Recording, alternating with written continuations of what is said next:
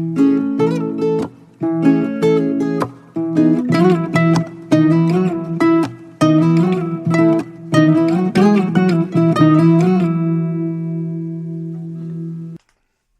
is up, everybody? Welcome to another episode of We Can Learn a Lot Ethically from Batman. Today we're talking about Ready Player One. Ayo! Woo! The Steven Spielberg film based on the book, which I would recommend not reading the book. If you like the movie, don't read the book because it's a lot different. Alrighty. But yeah, so basically we pick up. You're not even gonna say hi to me. Okay, whatever. Jeez. Hi, Seth. Hi, Carter. It's good to see you. Sorry I didn't say hi to you. No, it's okay. I get it. You just don't like me. No, I don't. Okay. Get into your synopsis, Carter.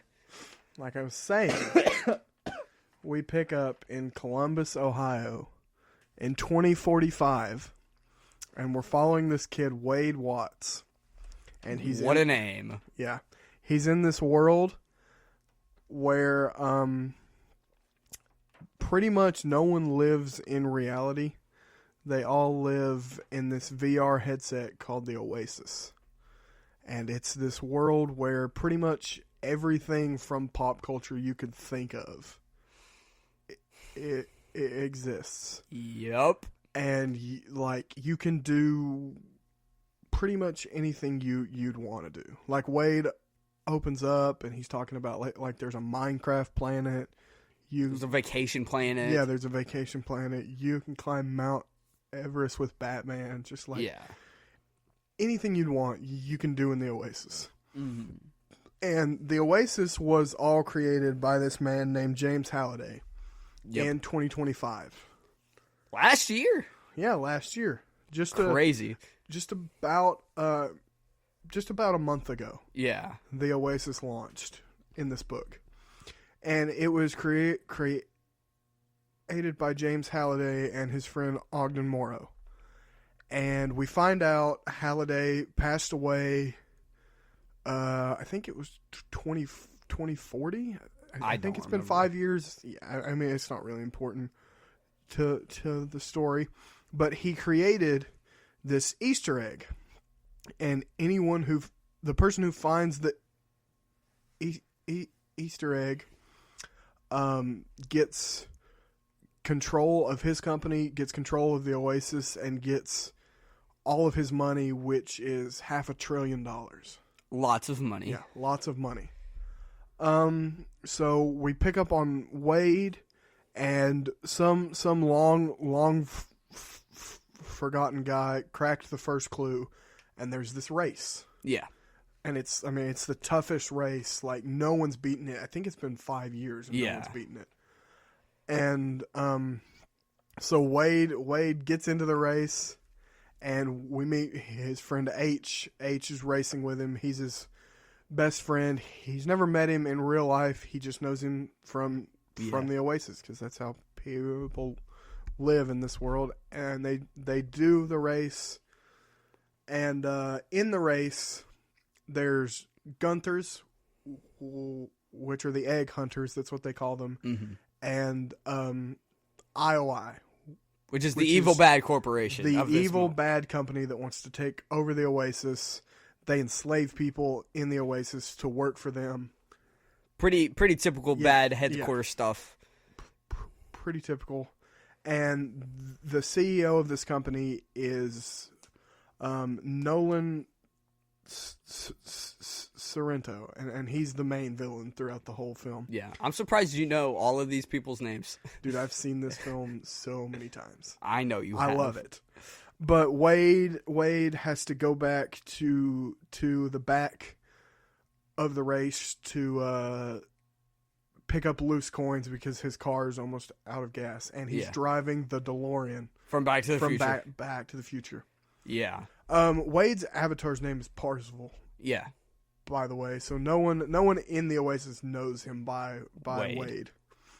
But he's in this race, and this bike comes up beside him, and he's pretty sure it's a Twitch streamer that he knows called Artemis. Mm-hmm.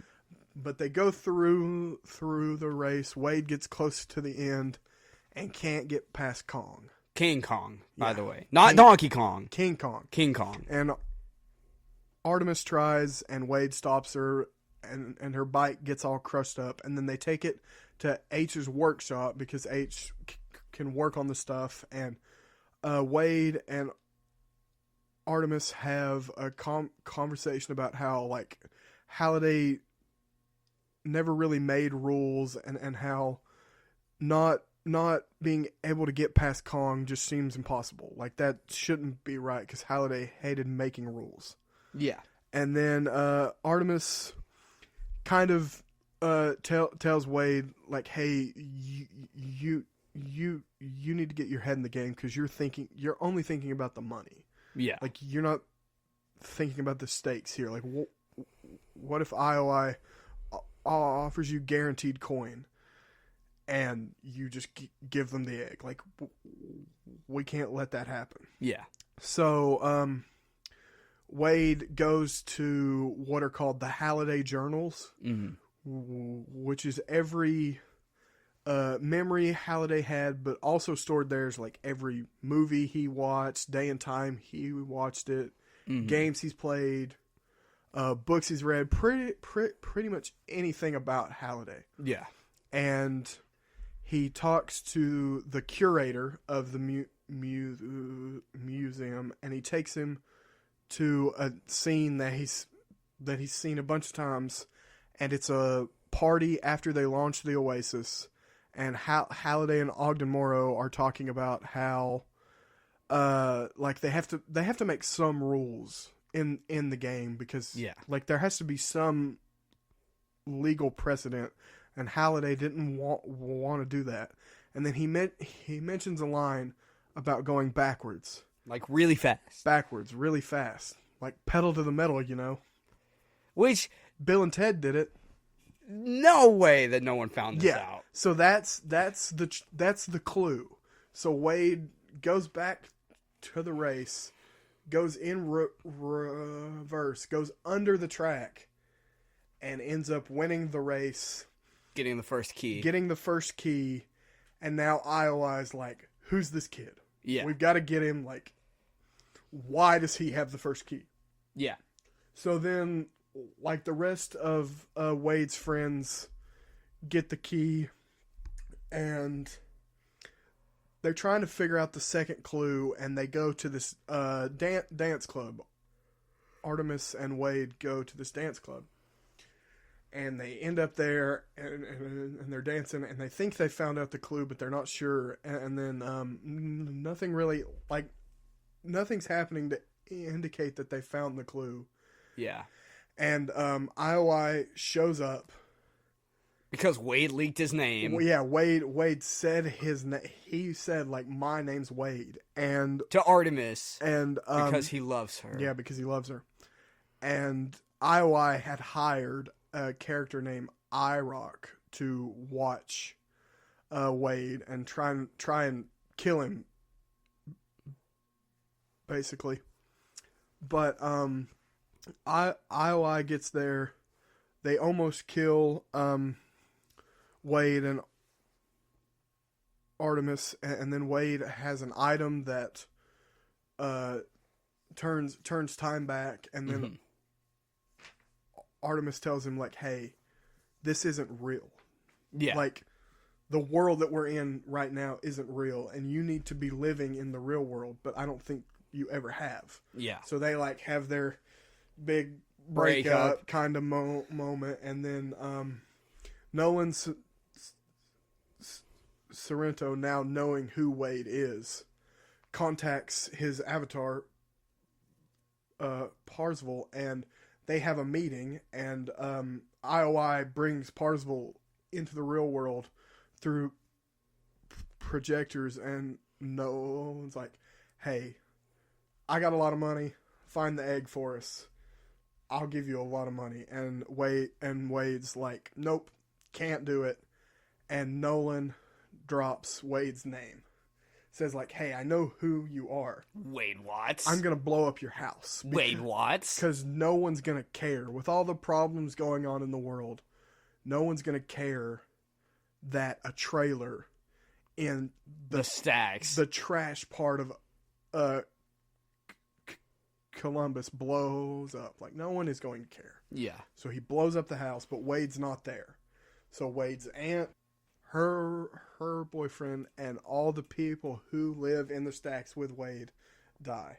Bum, bum, bum. And then Wade gets kidnapped by this guy who we're not really sure who he is. I mean, I think we're led to assume he's IOI. But then we meet Artemis in the real world. Her name is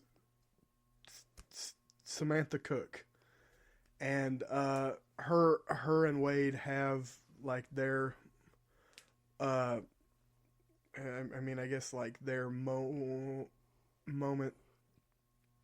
together, and they almost kiss, and then Samantha finds out the clue. She figures it out, and she realizes that the jump that Halliday couldn't take was kissing a girl that he went out with, who he regretted not going out with again. Mm-hmm. So, and they know that he took her to the movies, so they go and look at all the films he saw that week. And then part of the clue was a creator who hates his own creation. Yeah. So they see that he saw The Shining, and then they go to The Shining because Stephen King hated the movie version. Yeah. Of The Shining. So then they do the Shining challenge. Artemis gets the second key, and then the rest of them get the second key. And then we cut back to the real world, and while Wade and Samantha are trying to figure out the third clue, they get kidnapped by IOI. Of course. Wade makes it out, but Samantha gets kidnapped. She's taken to one of their loyalty centers where they enslave people to work in the OASIS for them. The people at IOI figured out the third clue. They know it's on a planet called Doom. Mm-hmm. And they figured out where on the planet it is, and it's an Atari 2600, right? Yeah. With every game that was on it. Which was a lot. And you have to find out like which game it is and know like how to play it. Yeah. But in the real world, Wade meets up with H, Daito, and Sho, the people in his group. He like sees them in real life. And then they go and get Samantha out of the loyalty center, and she decides that she's going to infiltrate IOI and take them down because they've put a shield around the third challenge. So she decides that she's going to take down that shield, and then Wade raises an army of everyone in the OASIS that's willing to fight against IOI. And they have this huge epic battle of like all the Easter eggs you could think of are in this fight. I mean, there's Battletoads in this fight. So, but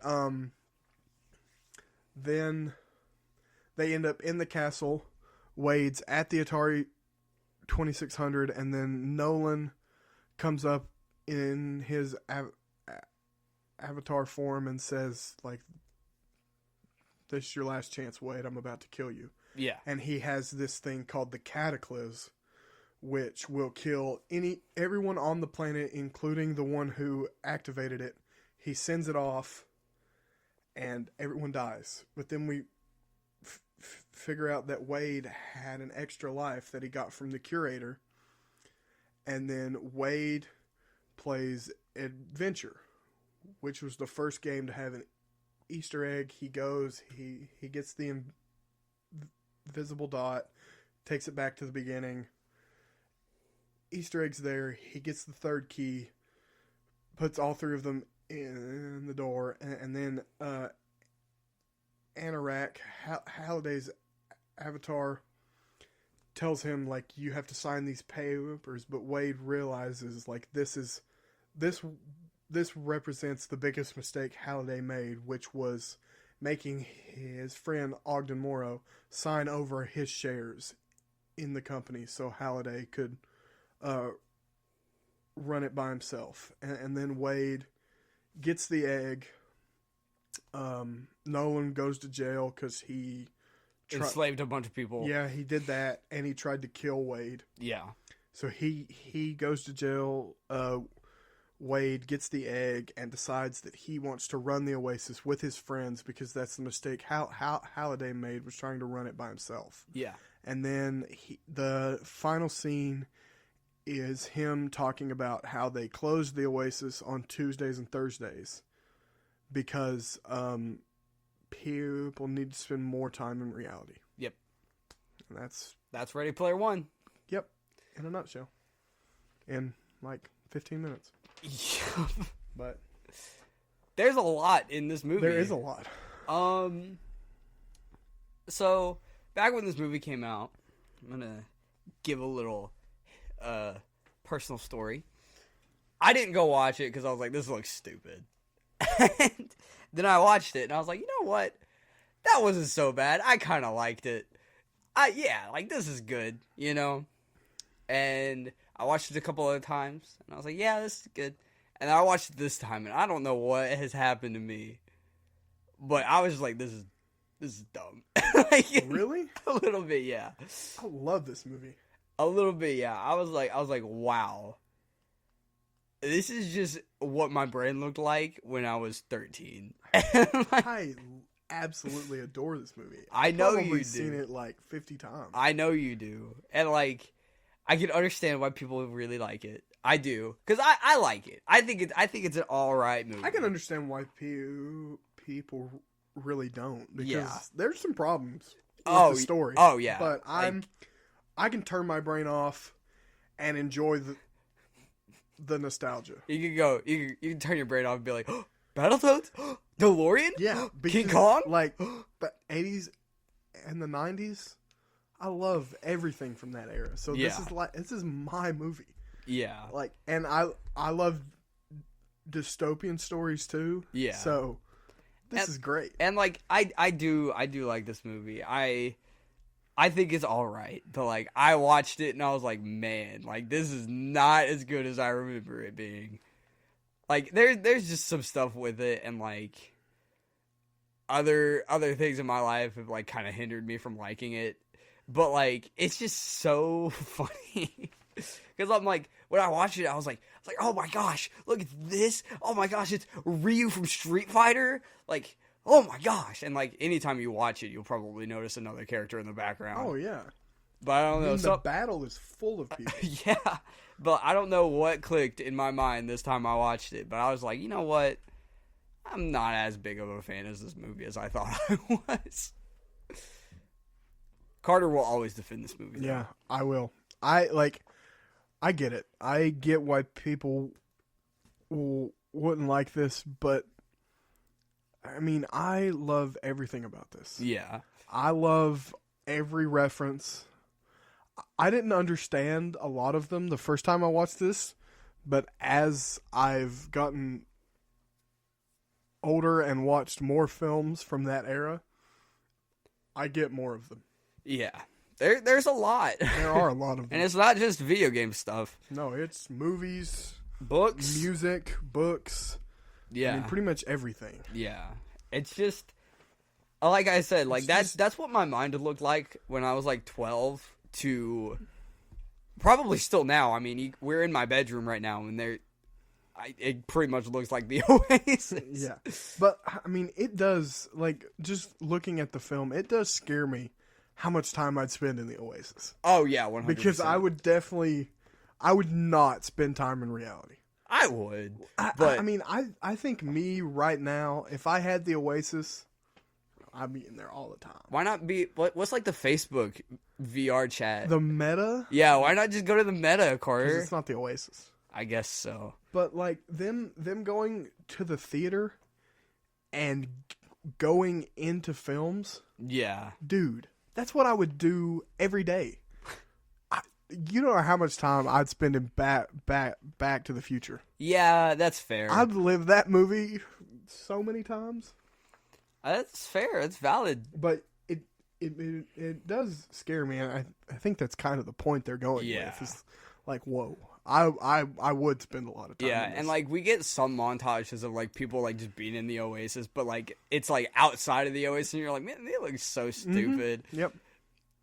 I think that kind of stuff's funny. Yeah. But yeah. Yeah, I mean, I get your thinking. I definitely think it's dumb that no one tried going backwards. Yeah. Like there's somebody. Yeah, in 5 years. Yeah. But you know what, dude? If I was in the Oasis, dude, I'd be Funky Kong Flame Runner. Oh. And I would have won that race, got past Kong 100%. All my Mario Kart Wii fans are out there. They're like, yeah, that's what's up. Oh, something I didn't mention before is when you die in the Oasis, you lose everything. Pretty much, yeah. Like all the money and assets you have. Everything you've gained in the game, every skin, coin, everything. Yeah. You lose it. So I do like that aspect because it gives stakes to dying in the Oasis. Because, if it was just, you die and you get a respawn, it'd just be like, oh, well. Oh, yeah. I'm like, that's fine. I mean, you get to respawn. No, you just die in real life. You have nothing. No, your headset just stabs you in the eyes. Yeah. Yeah. You have nothing. Yeah. In the Oasis. Yeah, they call it, zeroing out? Yeah, zeroing out. And maybe that's why no one went backwards, is because they didn't want to slam against the wall, but, like, somebody would have tried. Yeah. Dude, playing Mario Kart, like, I went backwards on the tracks all the time. Exactly. Just be like, oh, what if there's something back here, you know? Exactly. Yeah, no one tried that, but oh well. Not everyone can be top 10 gamers, you know. Apparently. And, like, IOI in that race, the Sixers have no coin. Yeah. So, like, I feel like they would have tried going backwards. In 5 years, yeah. IOI, as much as they want control of the Oasis, one of the Sixers would have been told to go backwards. Yeah. Like, surely. Surely. But no, that's okay. So, TJ Miller is not one of my favorite actors. I don't like TJ Miller either. I don't like him at all. Like, I don't like his characters. Yeah. And I mean, he's known on the stories I've heard from, like, him on Deadpool. Yeah, like, he's not very popular nowadays. No, you don't see him in anything. This is about the only character I like. Yeah. I like this character. I think Rock is funny. Yeah. I was watching it, and I was like, it's TJ Miller. But then I was like, oh, okay. Yeah. Like, it's not that bad. He's fine, and he's a background character most of the time. Yeah, he didn't get freaking atomized like he did in freaking Transformers 4. Yeah. But, oh well. I mean, we can't get what we asked for. But, yeah, TJ Miller in this movie isn't the worst. No, I like the way his avatar looks. Yeah. I think it looks kind of cool. Yeah. You want to talk about the look of this movie? Yeah, sure. I think it looks pretty good. I like it. I've heard some people complain about, like, the avatars having, like, huge eyes. Yeah. But I like the way they look. Yeah. I think in this, like, kind of weird gaming universe, it makes sense. And I think they look good. Like, yeah, they don't look like yeah, horrible. So yeah, it's not like the Scorpion King from The Mummy, but, like, I think it looks pretty good. Like, obviously, like, some of the places look kind of bare and like dirty and stuff, but, like, I mean, they've made that look like that for a reason. Yeah. And, like, there is a lot of special effects and CGI, but that's okay with me. It looks nice. And, like, obviously the characters aren't actually there either. So, like, you can't obviously tell, like, oh, yeah, that's a green screen, you know, if that makes sense. Because, like, in other movies like Ant-Man Quantumania, yeah, you can tell it's a green screen. Yeah, they're nowhere. But, like, in this movie, they're nowhere. But, like, at least that they also look weird enough. Like, everything is CGI. Yeah, so, like, I feel like in a weird way, it works. The actors actors. The actors. The actors did motion capture. Yeah. For those scenes. Yeah, So, and like that makes sense. And like it looks nice. Yeah. I think the CGI looks nice. If I had shown someone like in the 80s that movie, they'd be like, "Oh, this is weird." But oh well. I really like the villain. Oh, the main guy? Yeah. Yeah, I do too. I like the way his avatar looks. Oh yeah. Oh dude, his avatar is really cool. I like his avatar. He's like this weird robot businessman. Yeah. I think he just like fits the 80s villain vibe. Like he feels like a Bond villain or something. Like he just kind of fits it. And Ben Mendelsohn's just a good actor. Yeah. Like I mean, the couple things I've seen him in. I mean, Rogue One. Mm-hmm. He's good in that. And then really Captain Marvel. Yeah. He's the main Skrull. Mm-hmm. He's good in that too. Yeah.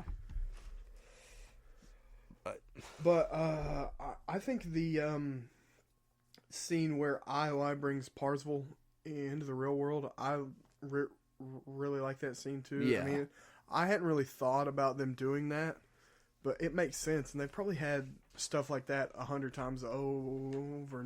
Nolan trying to get Gunthers to join IOI. Yeah. There's so much of this movie. Yeah. Let's see. I feel like there was something I wanted to talk about. Like, specifically something. I can't remember.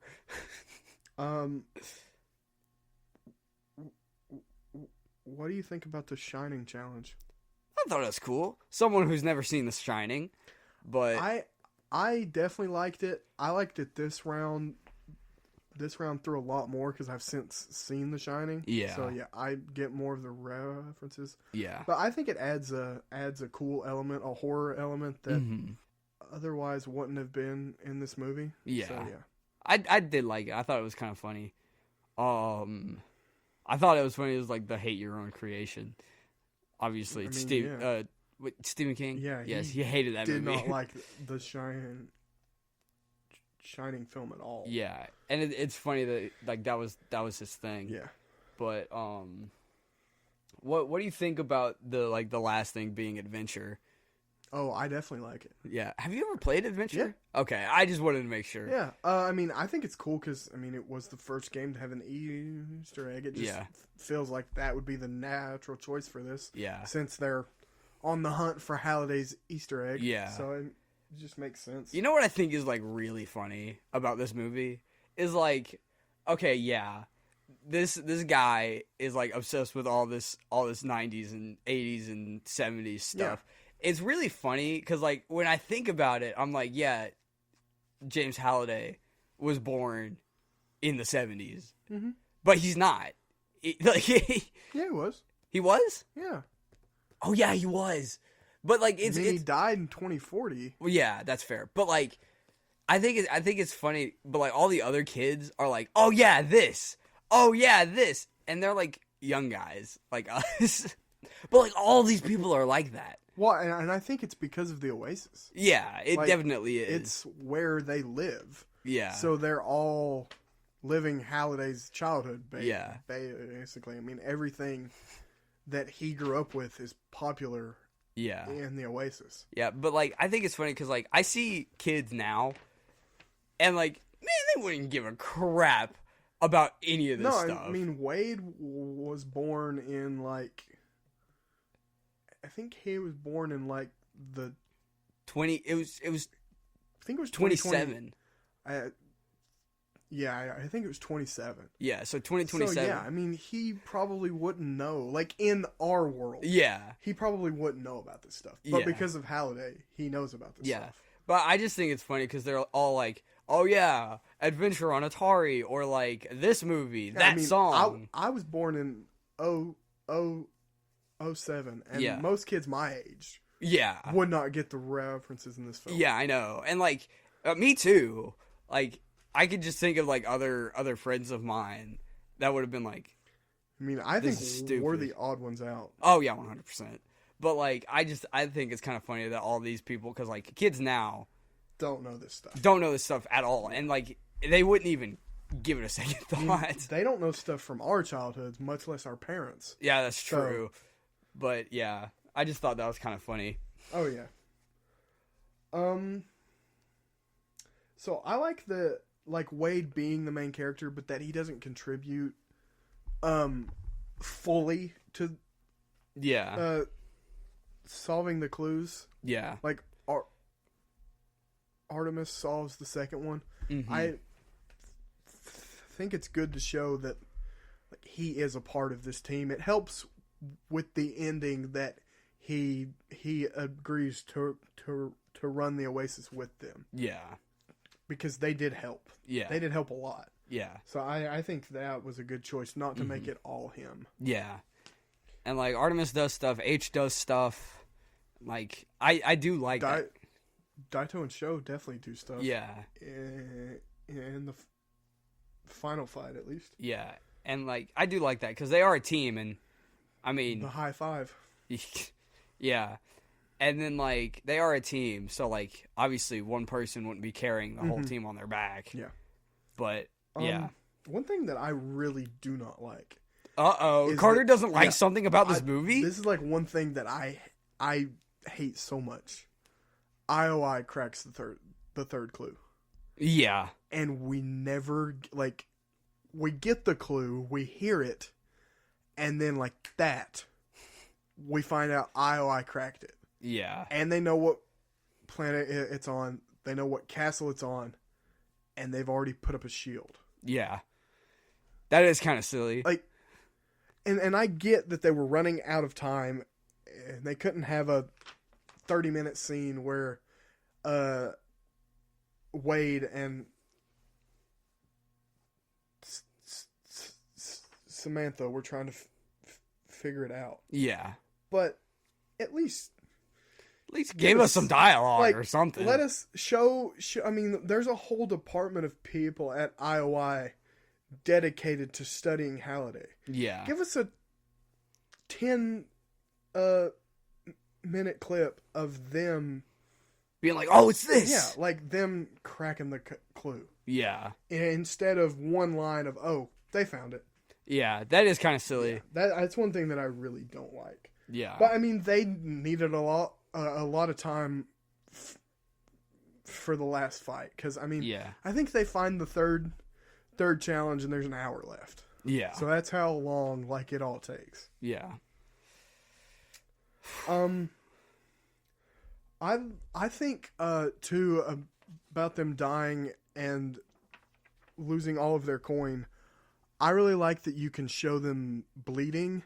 Yeah. That way, like when T.J. Miller's character gets his arm cut off. Yeah. There's coins falling out. Yeah, like I think coins. That's a really cool way to show the characters bleeding without showing some form of blood. Yeah. It keeps it not R. Yeah, not rated R. That's fair. Yeah. I mean, I think I would like this even if it didn't have a good story.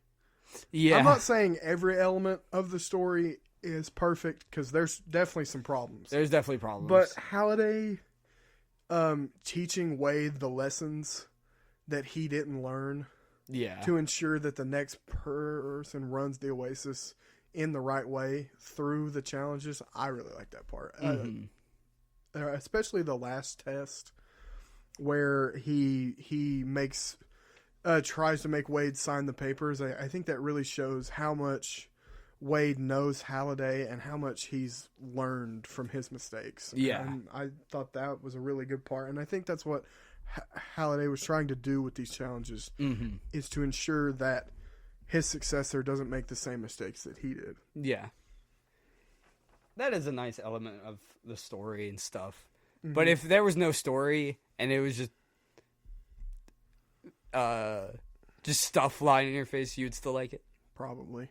That's fair. Yeah, I mean, probably. You know what my biggest problem with this movie is? What? That there's no Amazing Spider-Man 2 fanfare. Like, there's nothing for the Amazing Spider-Man 2. One of my favorite movies of all time.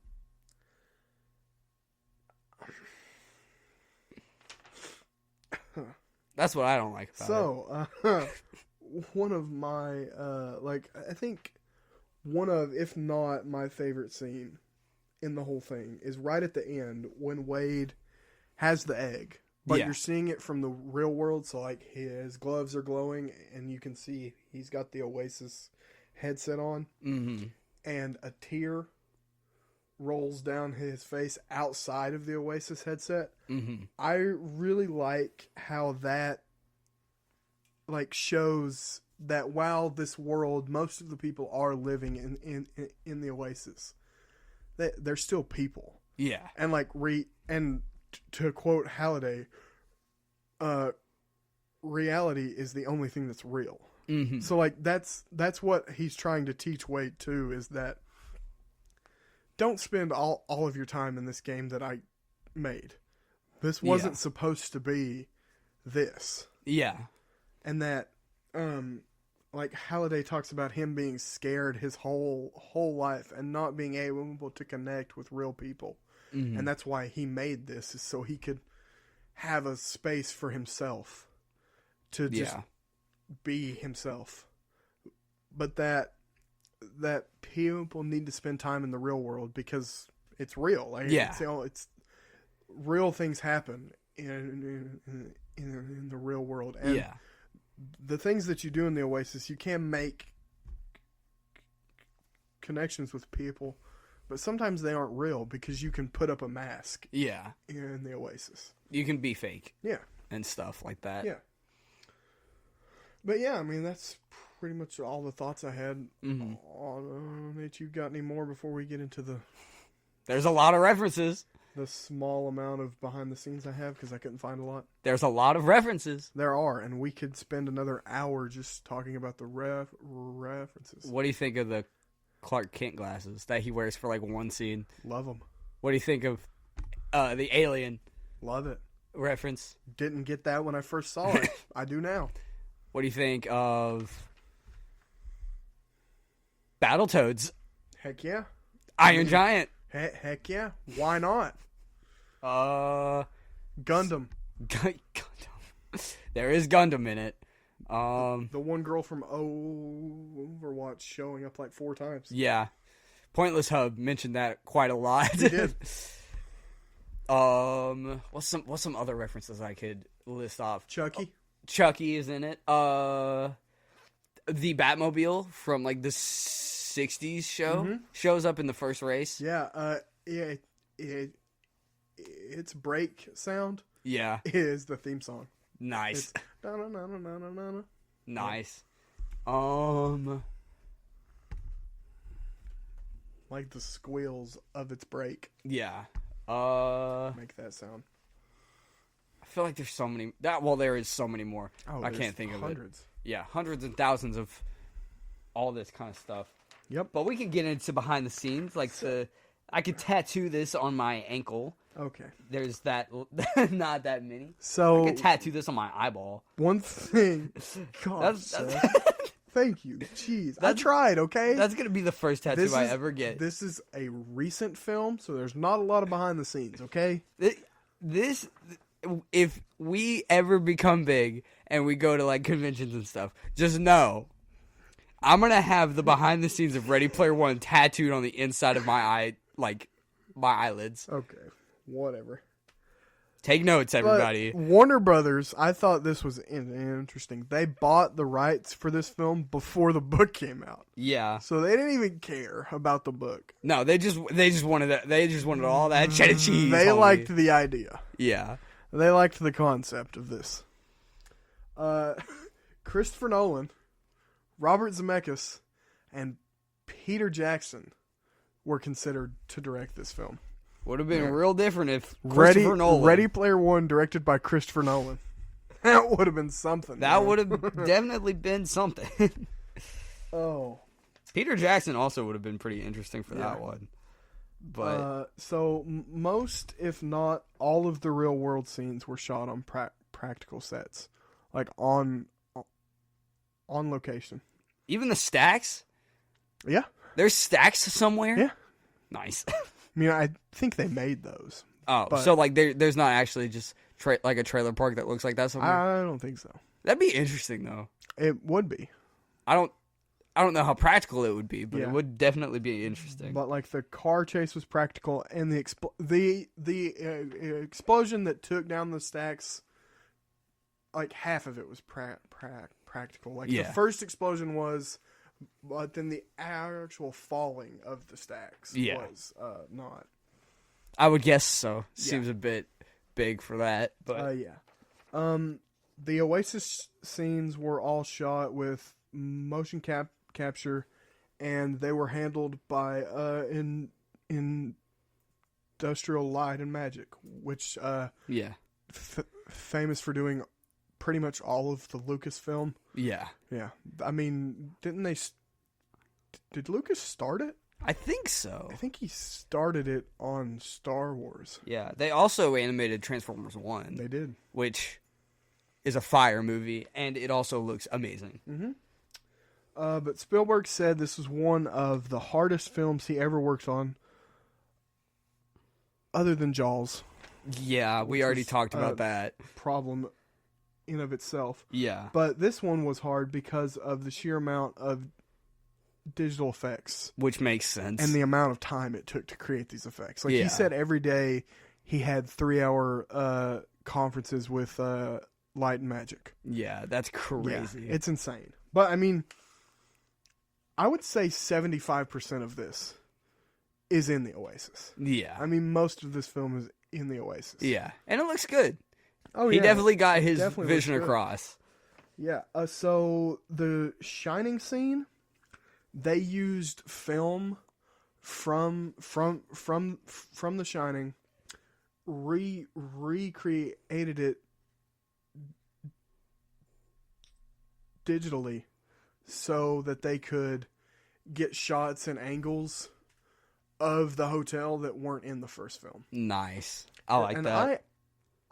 I really like that scene because it's odd seeing the characters in what appears to be a real world atmosphere, because the hotel looks very, very real, and it's supposed to look that way. Mm-hmm. But critics gave it a 71 on Rotten Tomatoes. Fans gave it a 77. IMDb was 7.4. And it had a budget of $150 million and a return of $583 million. Nice. And inflation didn't change it that much since it's more recent, but it would have had a budget of $193 million and a return of $753 million. Yeah. So yeah, it made back its budget. Yeah. What would you give this on a scale of 1 to 10? I'm scared about this rating. 2. No, I'm just kidding. I'm just kidding. What? I'm just my kidding. gosh. No, Podcast over. No. No. I'd probably give it like a 5.5. Wow. Maybe creeping up towards a 6. Wow. 5.5. Carter, you're gonna give it a 10 out of 10, aren't you? No. 10 out of 10 movie, absolute no. cinema.